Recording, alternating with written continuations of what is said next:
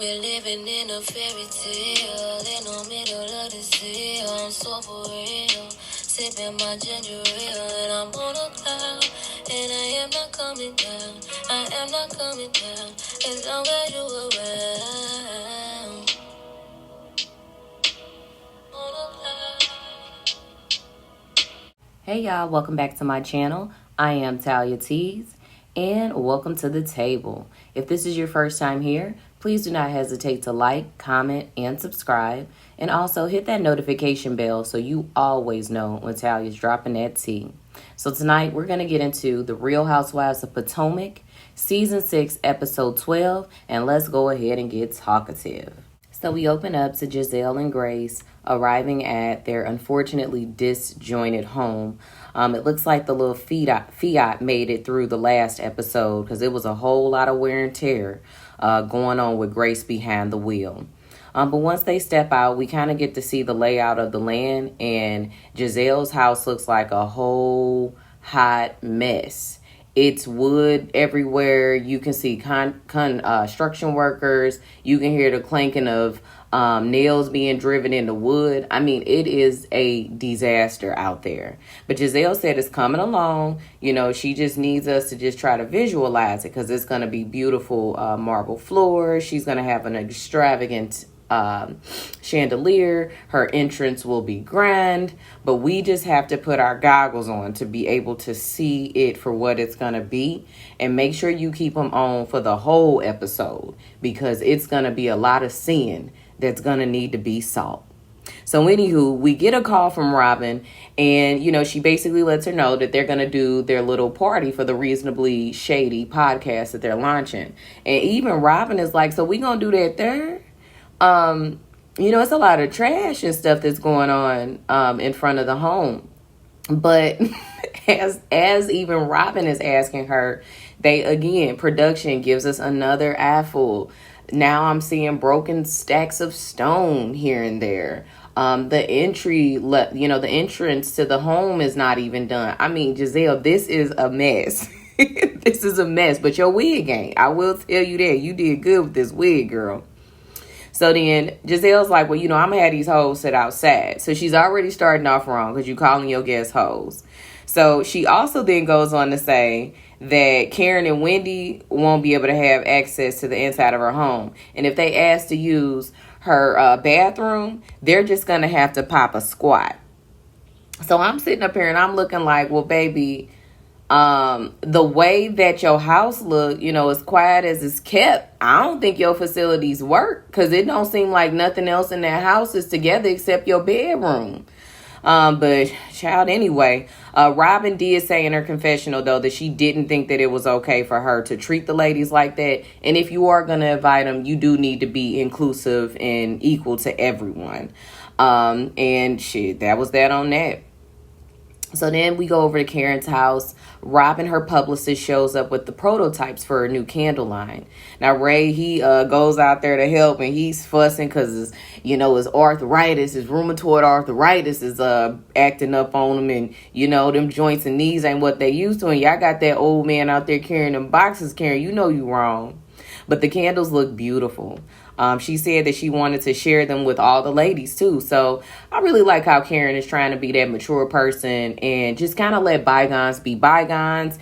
She's not trying to hold on to the past and hang on to that negative energy. She's just trying to keep it moving.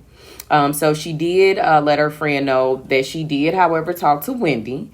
And she says that she's trying to get into home fashions. Now, I ain't never really heard her say it like that. But my friend is also kind of in this line, so I'm going to let her know, baby, this is home fashions, okay?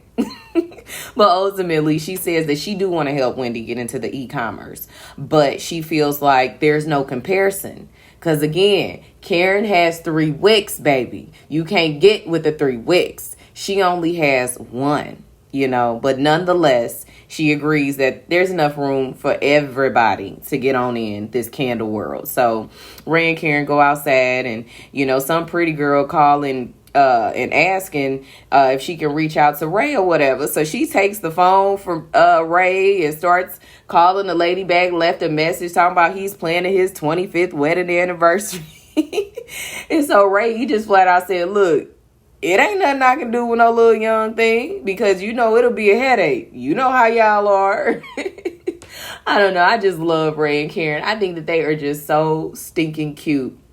Now over at Candace's house, she comes down the stairs and her Mama Dot, is in the kitchen. So they get to talking about the home and segue into that damn video shoot. So they got the joking about how, you know, Mama Dot, she a video girl now. She official like a ref with a whistle. But overall, Candace is super impressed that, you know, despite the fact that her mama is something else, they still getting along and things are still intact. So hallelujah. So Candace goes on to ask her about the conversation that she was having between, you know, her and Mia. And she let her know that Wendy told her. Dot said, you know, I really, you know, it was more of a conversation. So I really don't know what she's saying. So then they flash back to the video shoot where Dot was literally there venting her grievances to anybody that would listen. But Dot said she don't really remember what she had said when she was there talking to the girls. And she said, but whatever was said, it was no malice in my heart. And I'm just looking at this lady like, Candace, this is exactly where Candace gets it from. Because this woman, this grown-ass woman is so full of shit. So she takes a dig at Ashley, Candace does, and she says basically to her mama that until Chris is being caught at the MGM Grand with men, women, and billy goats at all hours of the night, then at that point we can start asking questions. A mess. So then my boy Chris walks in and he's sober. I don't see no drink in his hand, so that's what's up. But Candace goes on to let him know that Mia was talking trash about him at the video shoot and asking if he was gonna get paid. So Mama Dot said, well, you know, you said you was the manager versus a supportive husband, which can cause legal issues down the road. And that's what Mia was concerned about. Now, you know damn well you ain't never seen Mia before in your life. This is not your daughter's core group of friends. So who the hell cares about what Mia's concerned about? You was just there to talk your shit. Stop it. So then Chris goes on to say that, you know, he don't understand that because he's never asked anybody for a penny. He ain't never asked Candace for a penny, Dot a penny. And then he looks to say, has any of y'all paid a bill with my name on it? So Candace is in her confessional and she basically says that she was here for the fun girl Mia. She was with all that fun shit and the lies and the stories and whatnot. But now that she's worrying about her and Chris and their business, she's going to need her to go ahead and go back to cracking backs at Strippers Chiropractic LLC. Now you catch that tea. So Candace, you know, basically just says that it's just a bad move for anybody that tries to cause turmoil in her marriage. It just ain't a good look. And Dorothy says, well, as long as you're fine and y'all got a prenup, I'm good. Because Dorothy know if you ain't got a prenup, baby, if he come for you, that's my money because you ain't made none. Moving forward. So we see Mia and the kids and G. They go and they get some ice cream. And Mia's mama, Veronica, walks up and the kids embrace her. And even little Jeremiah tells her that she looks so pretty. Just so cute and wholesome. So they start talking about how little Joshua earned $100 because he be doing his own chores. And a lot of them he assigns himself. So he does things to help out his younger siblings. And Mia was like, well, shoot, I was making up my 21-year-old brothers and sisters' bed. And her mama laughs and was like, well, shoot, I'm still making them up. So Mia, you know, she just expresses that she really doesn't care for the dynamic between her mother and her sister because she just feels like her mom's just a live-in nanny. And they do every single thing together. They get manicures and pedicures. They go to the mall. And Mia's like, okay, that's great. But baby, you got more than one kid. So you have to make the time to spread yourself around so you can give everybody mommy-daughter time. So then she goes on to say that, you know, basically her mom's schedule is according to her sister's. And she's frustrated because, you know, she feels like her mom has to rely so much on her sister to do any and everything that it's just infringing on her opportunity to get to know her mama. But she honestly believes that, you know, because her mama was the one that was with her since she got released from prison. So I tell you, Mia, she love to just lay it out there and just throw it out there and have everybody like, damn, prison, when that happened. So apparently Veronica, her mama, went off to prison. She was originally sentenced to 20 years, but only did about 6 to 7. So she was in there snitching. But Mia goes on to explain that, she just feels like when she asked her mom to come down to Maryland to be their nanny, her and G's, because they got their stuff together, she feels like that's why her mom really don't help and try to be a mom, because she feels like since you got it going on and you got everything, you don't need me. So Veronica expressed that, I just need you to understand, considering who your parents are, I am beyond proud of you because you really could have gone in a totally different direction. So just know that. But Mia feels like her passion and drives actually comes from her not being there. She literally looked at the woman and was like, well, it all comes from you not being there. But Veronica tearfully expresses that she definitely wants a relationship with her kids. And Mia, she agrees, and she says that she wants to work on it, but she feels that she's still healing. And I mean, you can't do nothing but respect that. I mean, at the end of the day, she might be big and grown, but that hurts. Your parents gone, they doing drugs and they don't want you, then you gotta fight your way and claw your way up to the top. And all of that was driven because of your absence. So she got the right to feel the way she wants to feel about it. So we see Karen get to Wendy's house. Karen teases her and says that, she thought that she could because she looking around for some sugar. And she like, how you don't know where your damn sugar at? So Wendy goes on to tell Karen about her failed attempt to sell Eddie on her business proposal. And Karen goes on to explain that she's moving forward with her own candle line. Now it reiterates she thinks this is a big enough arena for two beautiful black women to share in this moment. And I agree. It's enough money out there for everybody. And I think both of them can tap into two totally different demographics and eat. So Wendy, she said she wants to do a little fundraiser for teachers to gather key essentials for them because she knows that Karen had expressed she wanted to help out in education. So she basically called her over to see if she'd help her, give her a helping hand. Ascale arrives looking all fresh, young, and fly. She teases Wendy about living so far because we all know they damn near none of them live in Potomac, Maryland. They all on them outskirts. So we get a little jokey joke. Now, we also get this beautiful shot of Ascale's family. And again, they are just so cute and wholesome. And I hope we get to see a little bit more of her. I'd like to see more of what's going on in her life, her family, and her little dynamic.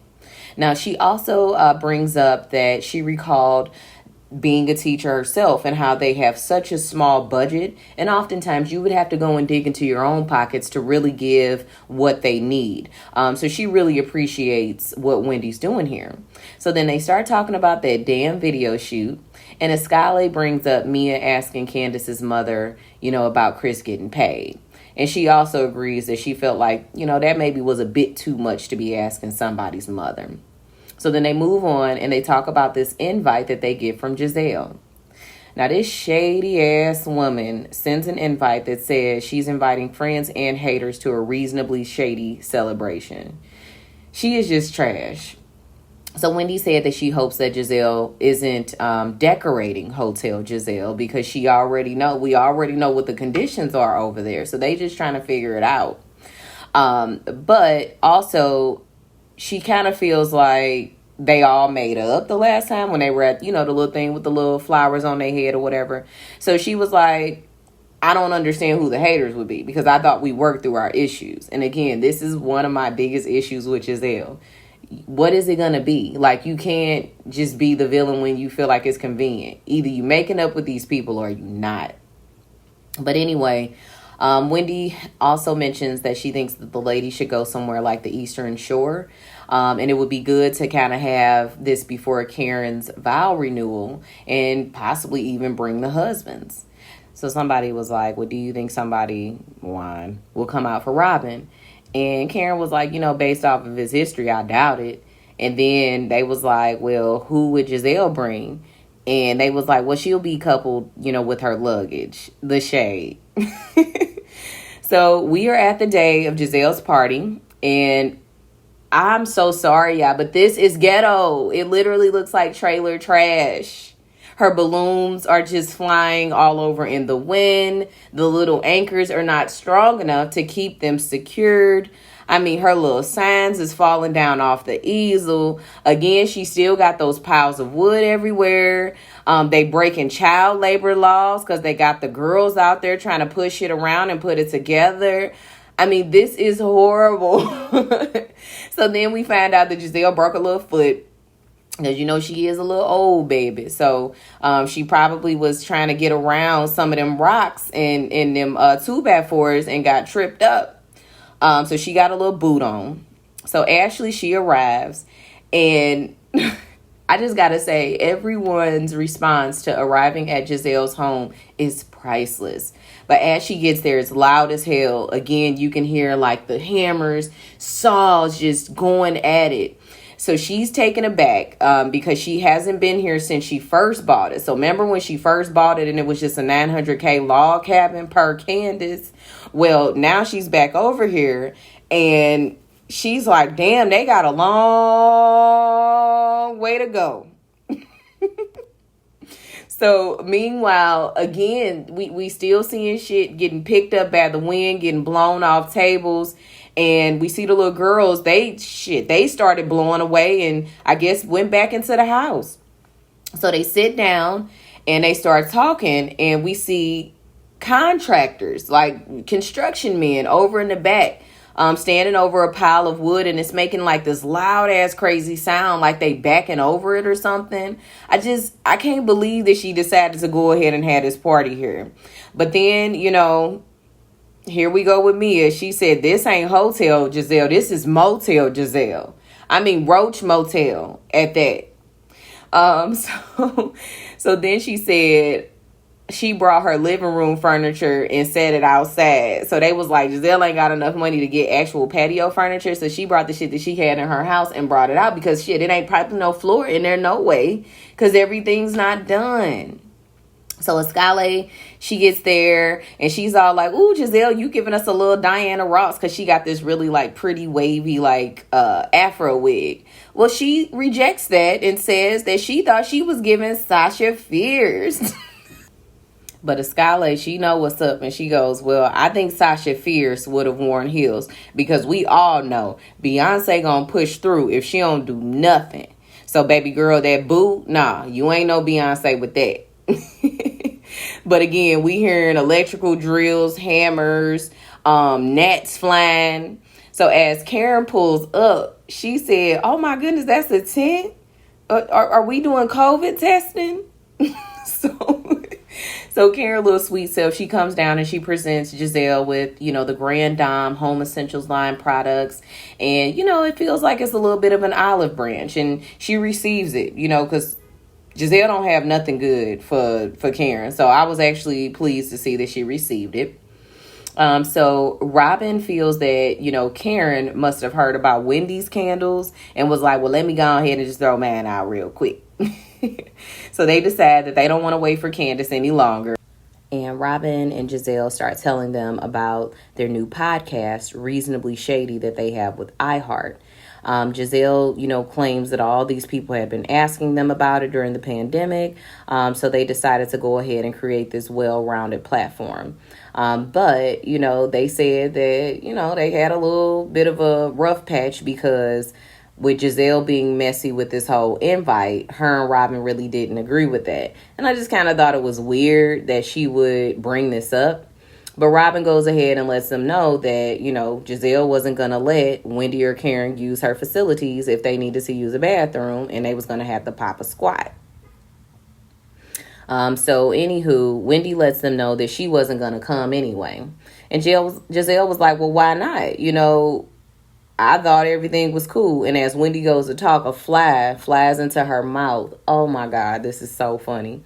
So Gizelle goes on to say that, you know, Wendy was talking about her house, and Wendy ain't never said nothing about her house. And she was like, yeah, you talked about the color of it. And she was like, now, Gizelle, I might have talked about your fashions, but I've never talked about your house. And we get this little flashback to the reunion where Wendy's basically saying that she got pretty girl syndrome. She's beautiful, but she just cannot dress to save her life.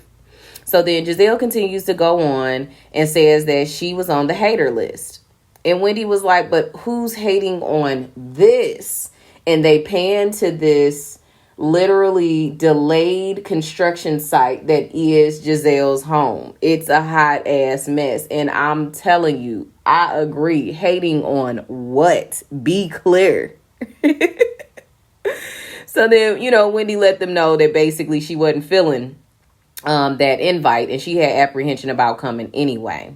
And I kind of agree, because they didn't really know about the podcast before that. So if you were trying to be funny, they wouldn't have caught the joke. But Ashley and Robyn, they walk off to the little bar that she got set up at the end of the driveway. And they start talking about how Wendy, her demeanor, she's very standoffish and she's very short.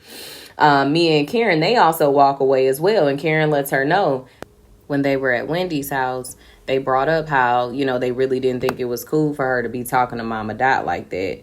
And Mia was just like, I just was having a conversation. So she really doesn't see that there was an issue with it. So Karen comes back and she gifts the ladies with some of her home essentials candles, and Gizelle hands out paddles, and Mia's like, this is some real sorority shit. And I agree. So they start this game where Gizelle asks them a question, and they have to present if they think it's reasonably shady or not.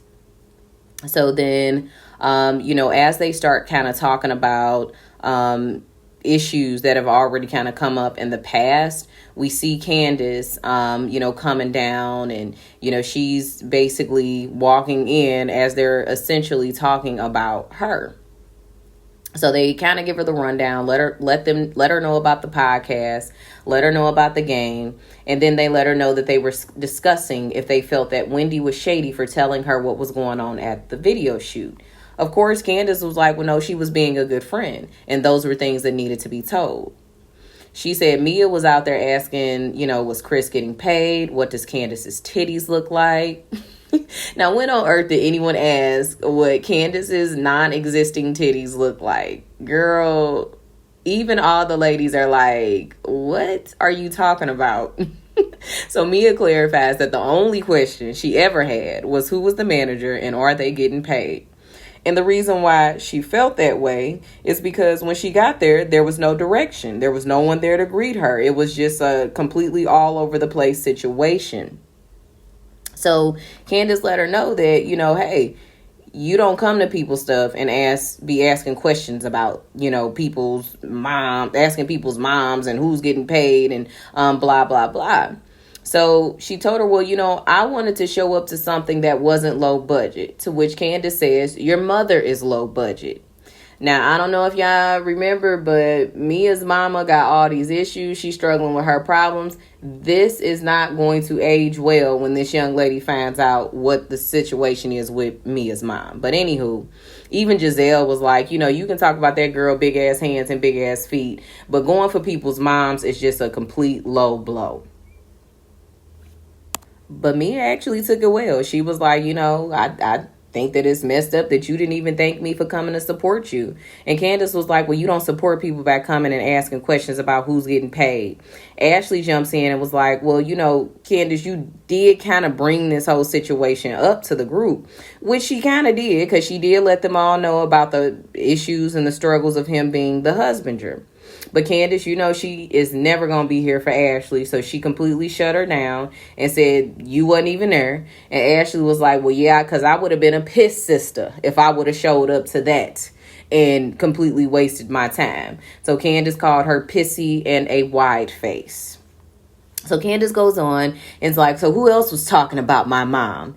And Gizelle was like, Wendy. And Wendy was like, nah, baby, before you start, bringing up stuff, you need to talk about yourself, because Gizelle definitely was talking to Mama Dot too. And so Gizelle was like, well, yeah, I was being a little shady. And Candace just giggled with her. See, I just don't like that. Go in on her in the same way in which you were trying to go in on Mia. Why does this bitch get a pass? Ugh. So then they continue on with the questions, and they ask, is it okay, or is it shady or reasonable to ask if a friend is okay after undergoing physical changes on the heels of a cheating rumor? So obviously they're talking about Wendy again, and I completely agree with Candace. Why are we bringing this up again? But Wendy got him. She was like, well, you know what? We can say it's reasonable only because the same site that said that about me said that you had an STL, Gizelle. And Gizelle was like, oh, that ain't true. That ain't true. But the ladies, they still kind of continue to jump on her. And Robyn really, she starts getting super elevated and talking about how Wendy's doing too much and she's being an asshole and talking over people. And Wendy was like, well, honey, I haven't even raised my voice. And Robyn she turns up even more. And I really think that, honestly, it's just pissing them off that they can't get this girl. They can't get her to break and to cower down. So I think that's what's agitating her, because she looks physically agitated that she can't get this girl to break. And Gizelle was like, shit, you gotta go, and tried to put her out. So Karen, she let us know that she had got vaccinated to be around them, and she's having some type of side effects. So she's on this wild ass trip. She's hallucinating, seeing all kind of colors and shit. And it is just hilarious. So she said, I'm just trying to understand, how is Gizelle going to kick somebody out when we ain't never even been in the house, baby? We in the driveway. We are on public property right now. You can't tell us to go. So then we have a Skye who finally speaks up. And she puts it out so plainly. You all are asking her these questions that are extremely offensive in nature. But then when she gives you a response that you all don't like, then you all get mad at her. And it's just really not fair. So Mia's like, well, who is she? Like the mediator? And she said, I am. She said, I'm going to say what I got to say so you can keep it cute over there, Mia. Ooh. So we see a Skye and Mia about to turn up. So they continue to bicker, and, Karen's like, I didn't get vaccinated. She can't say vaccinated, but she said, I didn't get vaccinated to only be around y'all arguing. And she said she's seeing Candace standing up. She doing some Mighty Morphin Power Ranger shit to me. It's crazy, and the lines are still blurred. So Karen just busts out, and she's like, well, I just need to know, Wendy, are you going to invite these ladies to your trip or not? So the ladies are pretty much confused, because at this point, nobody knew she was going to be planning a party or a trip. So when she begins to tell them all, she started talking about husbands can come too. Since we keep keeping their names in our mouth, we should go ahead and bring the boys out, right? So Wendy starts naming off husbands that will be there. And she says that she hopes that Michael will be there. And Candace under her breath says, I hope not. Then she goes down the line and she looks at Robyn. And then she just points and she's like, so I guess Ray will be there. So Robyn is just hating this, because she just feels like this is just another way that she can say that her relationship is not real.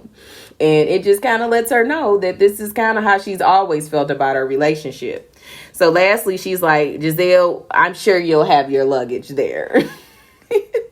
So Gizelle talks about how, she invited her to her house and she stank to me. And now she's inviting me to go out of town with her and she's being stank. But did you forget about all the stanky ass ways in which you invited them over to this piece of shit ass house of yours? Like, come on, baby. You can't tell me you don't see the hypocrisy.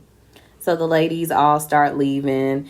And she offers to take Candace and Skye into the house so that they can see her closet. So as they're walking, it's a different entrance because, again, ain't nothing done in the front. So they going around back. And when I tell you, the ladies, they walking sideways, doing the hokey pokey, turning themselves about, trying to get around this jagged ass walkway that's not finished. Again, we got wood everywhere, gnats flying in your mouth. So Skye said, you know what, I'm gonna go ahead and forego the tour until you get stable staircases and an actual up to code entryway, because ain't nobody trying to come down here, slip and fall on a rusty ass nail, and now we got to go down and get the tetanus shot. We ain't with that. But then they realized, the other ladies, well, we can't leave because everybody is lined up in this skinny ass driveway. So we got to get Candace out before anybody can go. So then they asked Grace to move Candace's car, and they flash back to her last week fucking that Fiat all the way up. And I'm just saying, like, I know Gizelle probably sweating bullets because she probably had to pay for front end alignments, tune-ups, probably had to get some new tires the way she was wilding at the wheel in that little bitty old Fiat. But anywho, Robyn jumps in the car with her, and my anxiety is through the roof watching this young girl get this car out of this space. So Gizelle goes on and says that she's happy that the party's over because it was worse than a shit show. But at least Grace didn't wreck Candace's car because Grace can't drive. So Gizelle know damn well that young lady didn't need to be behind the wheel. And as Candace goes out, she looks at her car to see she scratched that damn side up, that passenger side all the way scratched up. So that was it, y'all. Drop down in the comments.